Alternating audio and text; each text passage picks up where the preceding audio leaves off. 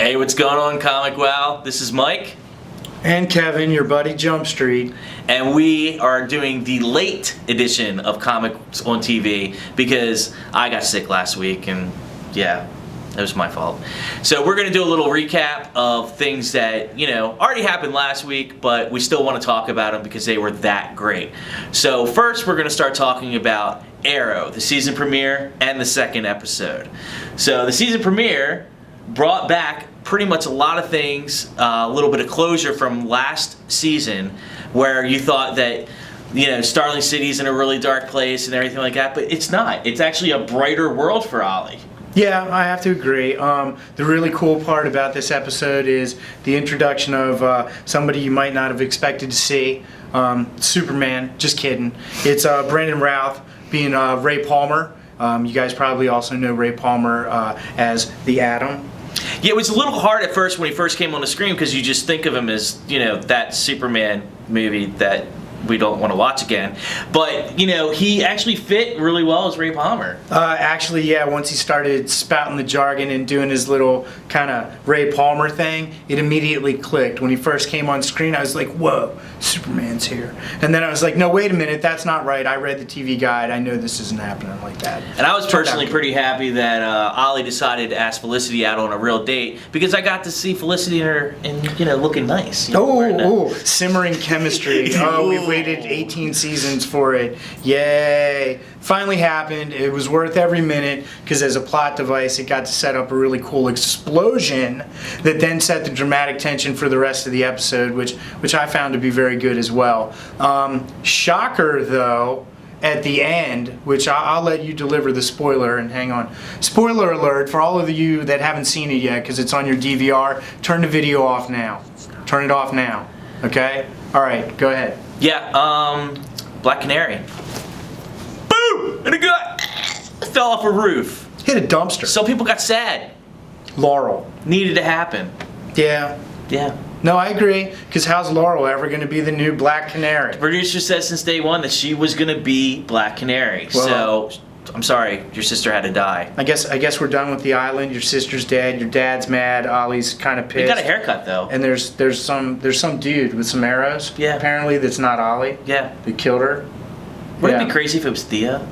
That would be totally awesome though. Yeah, because Thea's kind of gone on a different path, which leads us into episode 2. We see a little bit of Thea. We see a little bit of the Dark Arrow. A very little bit. Very little bit. Yay, and what's his name? John Barrowman is the Dark Archer. Yeah. Dark Arrow. That guy, yeah, he's training Thea to be a raging badass. And apparently from the fighting sequence I saw, it seems to be working. So if she can get on par with Ollie and they have to duke it out, maybe that's something that happens before the end of the season. Let's hope. Yeah, she may have a hard time with Speedy, but not but not her brother. Oh no, not at all. Well, Ollie won't kill her. He can't kill her. It's his sister. Right. It's all in family. Even though it's even like his half sister though. Oh yeah. He can probably kill her. So as you can only assume, episode 2 dealt with the aftermath of what happened in episode 1 of the death of Black Canary. So everybody's now down in the dumps after being all happy in the first episode. Yay, drama. Yeah, it was good drama. We also got to see the birth of Diggle's child, which changes a lot of things from him for Ollie's perspective. But as you see throughout the episode, that kind of gets worked out as well. I think it's a new path with a new idea for how to handle Diggle and what he's going to be doing across this season, and I kind of like it because being a father of 2 girls, I think that having that dynamic in there and understanding what that does to somebody actually makes it better overall. So that being said, the only other thing is more Ray Palmer, if you can imagine that, scheming on Ollie's girl. Scheming. As I said, Brandon Routh killing it. So now we're going to move on to The Flash. Wow, that was a really fast transition. Yeah, I have to because Flash, fast, yeah, silly, yeah, that's silly puns. The Flash has become my new favorite show. Quite quickly, it's all he talks about. Pretty much, it was just such a great episode. Yeah, it was the whole, villain of the week kind of thing, and, we finally got to talk about what you were talking about, how he has to eat all the time to keep his metabolism up, you know, something that's part of the comic, you know, always brought up, you know, he's got, you know, creates something so he has that energy to keep going. We established also that he's going to have that villain of the week thing throughout all these episodes because it's first season stuff, and people that don't know the backstory for the Flash, and we talked about that last time we did this thing, so you guys have already seen that, right?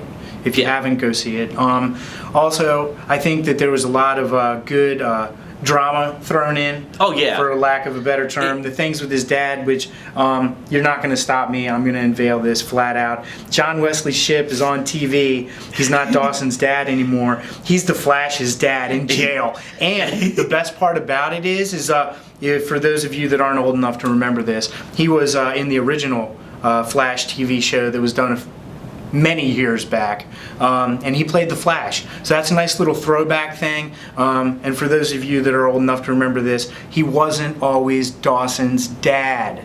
So, but his adopted father, who raised him, there were just some great moments in it, and you know, I'm kind of a softie, so Iris's pretty much. dad. Yeah, Iris's dad, but toward the end there, it just, well, it's his dad too. Yeah. I mean, and that was the point of the episode. It was like, yeah, you, just because you were, you share DNA with somebody doesn't just make them your parent. There's more to it than that. And some people in your life can be your family that aren't your blood. And it was just, I found it really touching.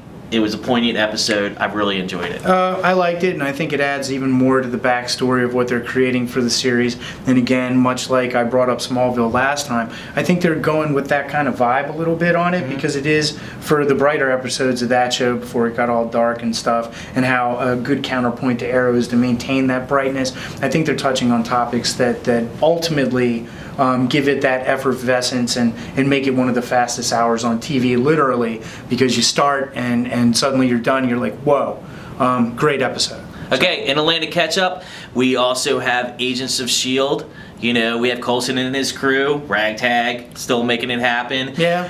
Hydra, S.H.I.E.L.D., still trying to, you know, get an edge on each other. But this week we got a whole lighter side of May, and I thought it was fantastic, and I know you're a big fan of May. Yes, I like her a lot. I like the character. I think the counterpoint of giving her a sense of humor and letting her use her even the skills. team was like, who is this? Yes. Yeah, and as it's written, it's actually quite funny, and it gives another side and dimension to her that I think sorely needed to be added since she was so stoic and so all business last season.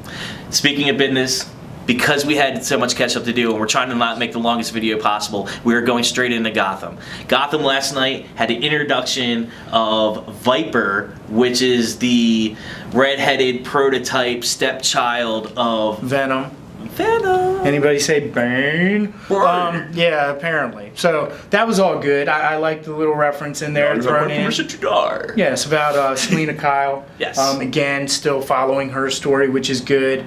And little Batman Jr., Bruce Wayne. Throwing in the detective skills. Yeah. Hello, dude. What are you, like 12? You're like the world's greatest detective already? I think you're pissing Alfred off. But I like it. I like it too. Drama. It shows that there's something going on inside Wayne Industries that Bruce now has to uncover on top of what's going on, discovery of his parents' death. So I actually really like what's going on with Gotham finally. No, that's good. And again, as we spoke last week, the development of the Penguin across the board for this show, it's excellent, and it's good to see how things are developing there. If you get a chance, please check the episode out. You'll really enjoy it.